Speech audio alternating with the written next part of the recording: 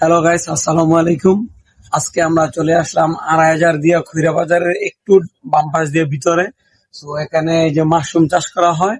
So যে ব্যক্তি চাষ করে সে এখনো আসে নাই, তিনি আসতেছেন। সো উনি আসলে ওনার কাছ থেকে আমরা অনেক কিছু জানবো এবং শিখবো যে কিভাবে এই মাশরুমটা চাষ করে এবং উনি কোথা থেকে শিখছে এবং এটাতে মুনাফা কিরকম হয়, লাভ কিভাবে, লস কিভাবে, এগুলো সব তথ্য ওনার কাছ থেকে জানবো।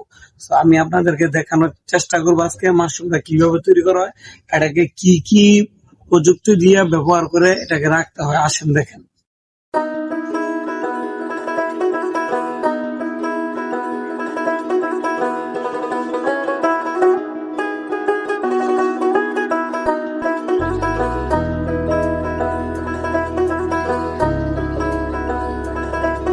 দেখেন এই যে মাশরুম এইভাবে চাষ করে, এই যে দেখেন এখানে হাজার হাজার মাশরুম আছে।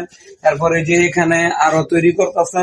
তারপরে যে এখানে এখানে প্যাকেটিং প্যাকেটিং গুলা শুরু করা হয়েছে। তো এগুলো থেকে কিন্তু মাশরুম হবে, ঠিক আছে। যদি কেউ অর্ডার দিয়ে নিতে চান তাহলে নিতে পারবে, কোনো সমস্যা নাই।